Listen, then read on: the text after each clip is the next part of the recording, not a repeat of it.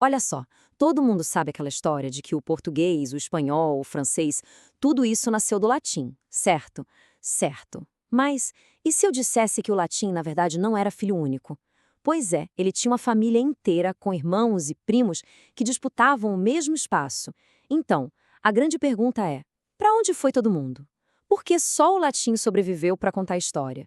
É exatamente nessa investigação linguística que a gente vai embarcar agora. É isso. Essa é a questão central. O latim não brotou do chão do nada. Ele fazia parte de uma competição bem acirrada, quase um Game of Thrones das línguas ali na Itália Antiga. E como a gente vai ver, o vencedor dessa disputa levou absolutamente tudo.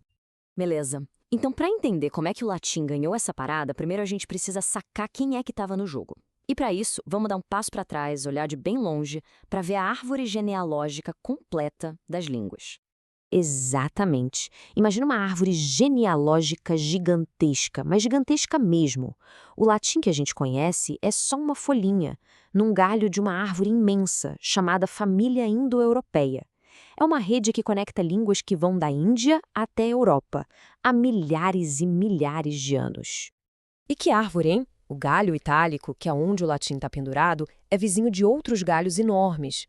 Pensa só, o germânico, que deu origem ao inglês e ao alemão, o eslavo, de onde veio o russo. Isso é só para a gente ter uma ideia do tamanho dessa família. Ok, agora sim, vamos dar um zoom. A gente sai dessa visão panorâmica da Europa e aterrissa direto na Península Itálica. Muito, mas muito antes de Roma ser, bom, Roma. A Itália dessa época não falava italiano, nem de longe. Era um verdadeiro mosaico, um caldeirão de línguas e povos. Cada canto tinha seu próprio idioma. E o latim? Bom, o latim era só mais um, falado numa área bem pequena e, acredite, nem era o mais popular. Ainda.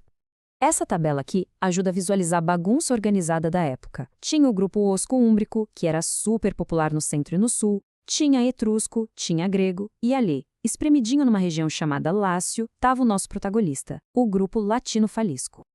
E é aqui que a história começa a ficar boa de verdade.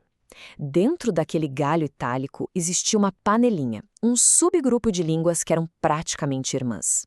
Essa era, digamos, a família de sangue do latim. E quem eram esses irmãos? Os registros mostram principalmente dois: o latim, falado ali na região de Roma, e o falisco, falado um tiquinho mais ao norte. Pensa neles como dois sotaques tão próximos que os falantes provavelmente conseguiam bater um papo tranquilamente. E agora, o ponto crucial. Olha só o destino de cada membro dessa família. Além do latim e do falisco, a gente tinha outros parentes, como o venético e o sículo. Mas o resultado final é chocante. Só um sobreviveu. E o resto? Desapareceu. Foi completamente engolido, extinto. Isso nos leva à grande pergunta: como isso aconteceu? Por que de uma família inteira, só um irmão não apenas sobreviveu, como virou o dono da bola? A resposta, pessoal, não está na gramática, está na espada e na política. A diferença de destino é brutal. O falístico ficou ali, no seu cantinho, e nunca se expandiu. Já o latim tirou a sorte grande, era a língua de Roma. E conforme as legiões romanas iam marchando e conquistando tudo, o latim ia junto, na bagagem. E aqui está o pulo do gato. O latim não venceu por ser melhor ou mais bonito. Ele venceu porque era a língua do time que estava ganhando o jogo. Era o idioma do poder, da administração, do direito, da oportunidade. Os irmãos dele, o Falisco e os outros, simplesmente não tiveram a menor chance. Foram atropelados pela história. E no fim das contas, de uma família inteira, sobrou só um. Uma única voz que, conforme crescia, foi silenciando todos os seus parentes. Mas calma, não pense que a história acaba aqui, num cemitério de línguas. A vitória do latim foi, na verdade, o começo de uma coisa totalmente nova. Uma verdadeira explosão de diversidade. Vamos ver como. Depois que virou o idioma dominante, o latim começou a se transformar. O latim dos soldados, dos comerciantes, o que a gente chama de latim vulgar, não porque era xingamento, mas porque era do vulgo, do povo, começou a ganhar sotaques e jeitos diferentes em cada canto do império. E foram essas pequenas sementes que germinaram no que a gente conhece hoje. E que legado, hein? O português que a gente está falando neste exato momento, o espanhol, o francês, o italiano, todos eles são, na verdade, netos daquele único sobrevivente. É uma ironia incrível. A morte de uma família inteira de línguas deu à luz uma família nova e muito, mas muito maior. No fim das contas, a história do latim é um grande paradoxo.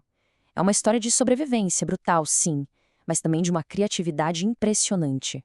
Uma família inteira teve que sumir para que outra, a nossa, pudesse nascer.